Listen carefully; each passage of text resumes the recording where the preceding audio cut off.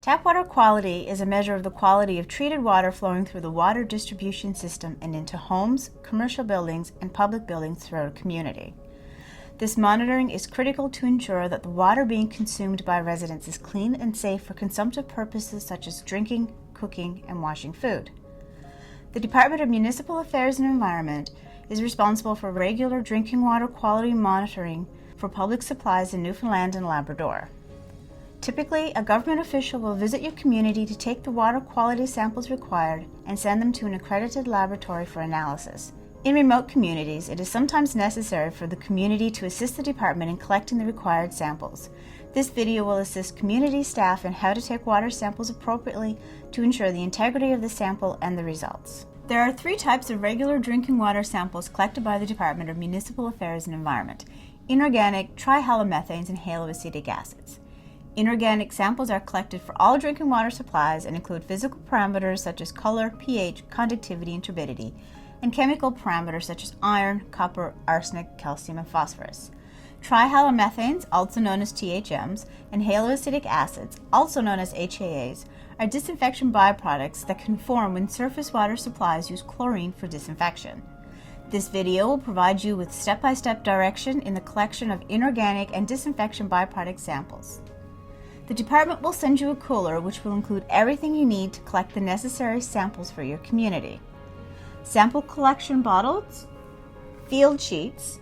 Additional field sheets will be supplied if your community has multiple supplies or a potable water dispensing unit. Instructions, ice packs, and a return shipping label.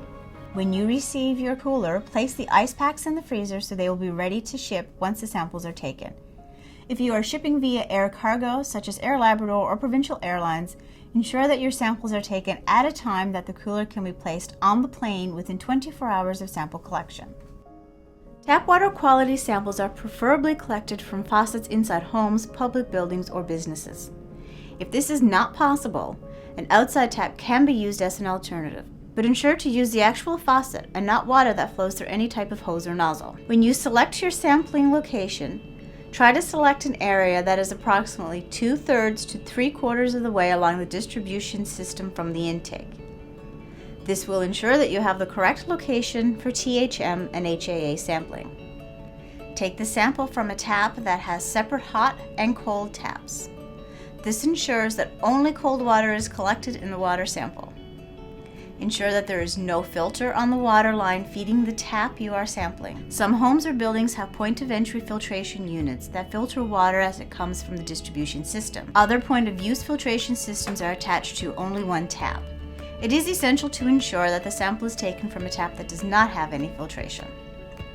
Let the cold tap water flush for at least 5 minutes before filling the bottles. If the sampling location is a larger public or commercial building, flush at least 10 minutes. This flushing is required to ensure that the sample collected is representative of the water in the distribution system and not from standing water in the building's plumbing. It is important to note that some of the bottles contain a small amount of chemical preservative in them. Do not spill this preservative as it may compromise integrity of the sample. Do not rinse or overfill these bottles. If the preservative comes in contact with skin, rinse thoroughly with water. Make sure to review the provided safety data sheet for the chemical preservatives prior to sampling. Fill all 6 bottles from the cold water tap. Fill all bottles to the neck of the bottle and ensure that you don't overfill and spill. This can be tricky, so be sure to fill slowly to avoid overspill. Place all bottles back into the plastic bag. Remove vials from bubble wrap and check for damage. You need to fill 3 HAA and 3 THM vials. Ensure there is a small amount of preservative in the bottom of each vial. Slowly fill the vials without overfilling. If you need to, use the cap to fill the remaining empty space in the vial. Create a meniscus, water sitting above the edge of the vial with the water from the cap. Screw on the cap tightly, careful not to over-tighten as the caps can crack. Turn the vial upside down and gently flick to see if any bubbles remain in the vial. If there is a bubble in the vial, take the cover off and slowly create a meniscus again with the cap. Screw on the cap tightly, ensuring that you do not over-tighten and crack the cap. On the fill sheet provided, fill out the tap sample section including location, water temperature if possible, time, free chlorine, and total chlorine if you have a chlorine test kit. Sign and date the field sheet. Provide any appropriate comments such as recent flushing activities, water main breaks, etc.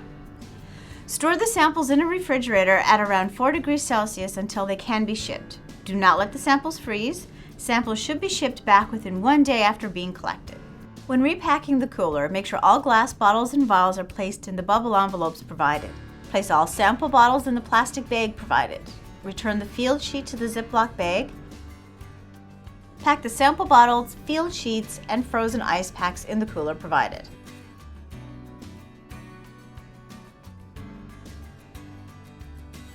Attach the return address label provided to the cooler and send via Canada Post for communities located on the island, or Provincial Airlines or Air Labrador for communities in Labrador.